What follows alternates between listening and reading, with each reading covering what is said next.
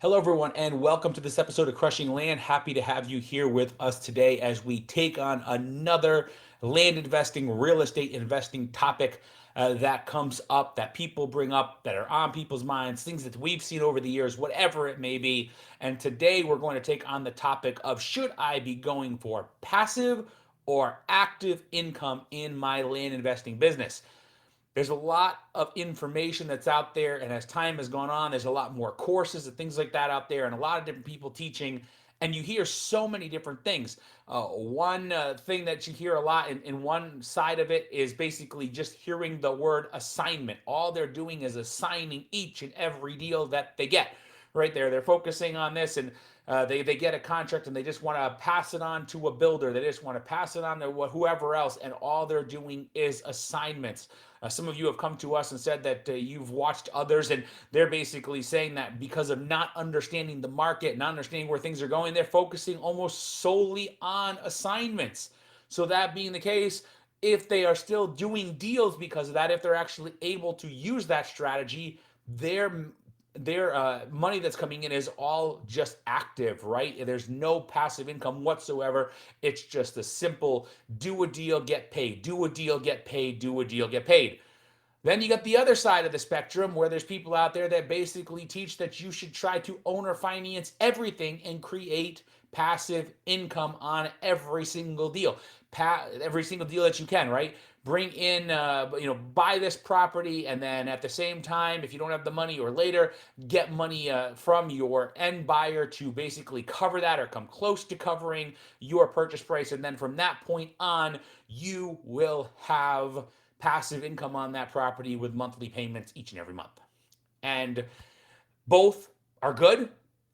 And the question then becomes, well, should I do in camp A or should I be in camp B? And my answer to that is quite simple, both. Why do you need to pick? Why should you pick between the two if you have both options available to you? And the nice thing about it is that you can pick based on your circumstances and where you are. You can pick based on the property, all of these other things. So, for example, if you have a piece of property that's under contract and you have it under contract for $10,000 and you have an end buyer lined up at $50,000. Let's just use those numbers. You're buying it for 10, you have an end buyer lined up for 50. That's a $40,000 spread. Now, would you rather get $10,000 from your end buyer right now and then spread out $40,000 worth of payments, or would you just rather have $40,000 extra in cash in the bank right now? Most people are going to say $40,000 cash in the bank. I am also in that camp because that's a large amount of money and it's going to take a very, very, very, very, very long time in order for them to be paying that back monthly. It's not like they're paying you back thousands of dollars a month, maybe $1,000 a month at best, right? And so, that being the case, why would you rather do that than have $40,000 and have that money available right now to work with? And they'll just say, well, you're going to get interest in that. And so it's actually going to turn into more than $40,000. If that is a true statement.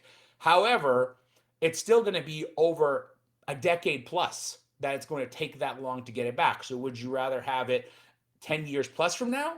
Or would you rather have the money right now? We're talking about $40,000, or would you rather have $60,000, $70,000 10 years down the road, right? $40,000 today can do a whole lot more good than $70,000 will do you in 10 years plus. So there's an example there of looking at it and being like, man, I'm a lot better off just selling this deal for cash. But let's look at it the other way. Let's flip it around. Let's go a little bit smaller with the numbers.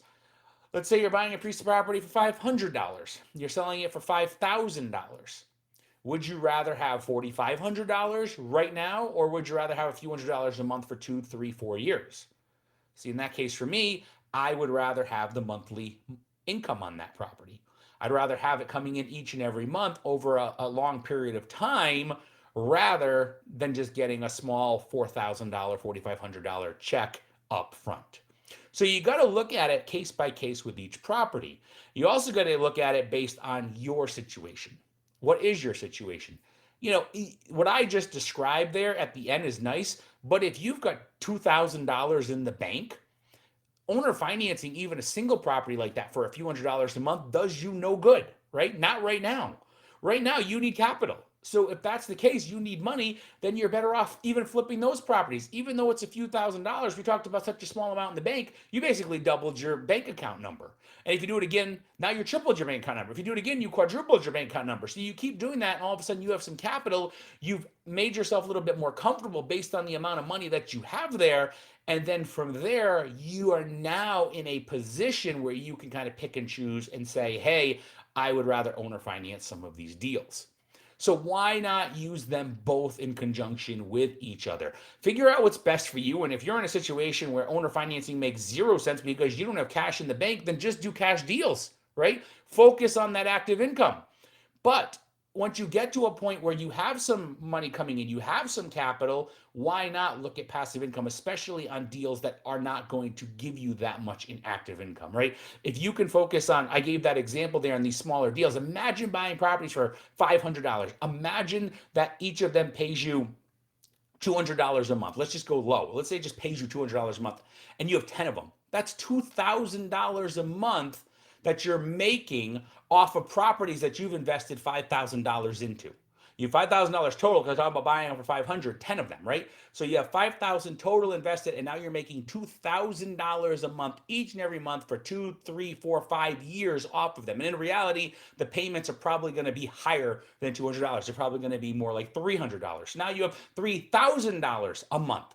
$2,500 a month, whatever it is, off of $500 invested. So immediately you are already making money, and now you have cash flow coming in each and every month. And that's only if you did 10 of them at that lower number. So that's all stuff that we teach inside the Land Riches Blueprint and working with us. But part of it is also helping you to identify which ones you should focus on. There is no right answer. The right answer is the balance between them and the balance that's right for you and for your deals and all of that. To sit there and say that everything should be stacked in, well, I don't want to take on any properties, I don't want to take on any ownership, and I only want to do assignments. That's okay.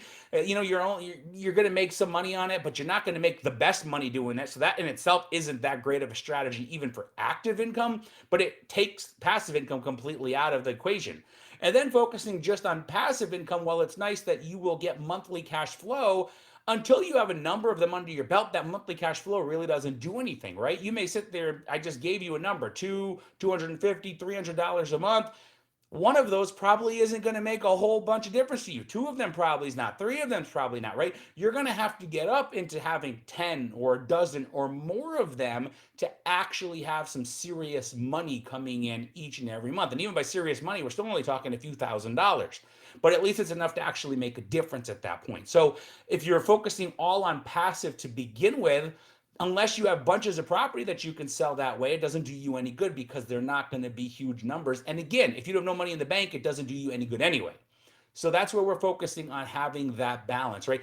Build up your passive income properties, but do it in a way that makes sense to you. And then also balance that out with active properties, active income properties that you're selling, because now you're infusing with capital, and then you have this other money over here that covers everything else. And then you're having a nice balance between the two.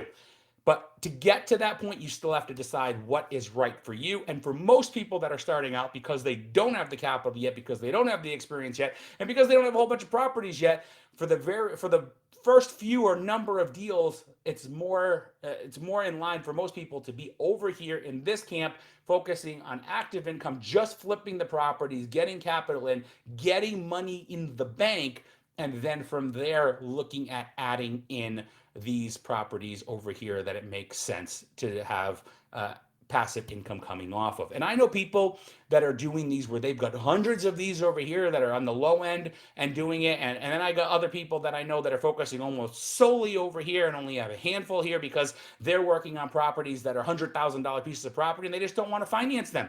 Even though it'd be a nice payment, they're like, I'd still rather have that cash because it means so much more. And obviously with vacant land, unlike structures, the thing you do have to remember is that passive income is not forever. It goes away, right? If you have a rental property and you own it and your plan is to always rent that, you're going to have rent coming in each and every month, right? If you have an apartment building and you have rent coming in each every month, whatever it may be. With land, they are paying you on it. You're not renting the property, then you're owner financing it to them. So at some point, regardless of the value, that is going to go away. So you're going to have to always be filtering more deals behind it, filling up that pipeline behind it with more deals for it to work. So again, having that balance between both of those things, between active income and actually flipping the properties and having those nice big chunks coming in, and then passive where you're getting regular small increments, can really make a very lucrative business where you're basically taking the best of both worlds as opposed to focusing on a single strategy. But again, just end this with do what's best for you. And for most people, if you're brand new, that is focusing on just flipping, getting some money in the bank, getting some deals under your belt, getting some capital to work with, and then looking at how to balance that out and continuing to do so deal by deal all the way through. Here we are, 1,000 deals, 1,000+ deals in, a decade plus into this business, and we still handle it the same way. And that's what you can do as well. So everybody, thanks for joining us on this episode of Crushing Land. If you want more information about anything that I just talked about, including further details on that, you can reach out to us, schedule a call with us with the calendar link that's in the description. And of course, you can check out landrichesblueprint.com, where we break this down even further and show you how to use these different tools in your land investing business. So thanks for joining us. We'll see you next week on Crushing Land.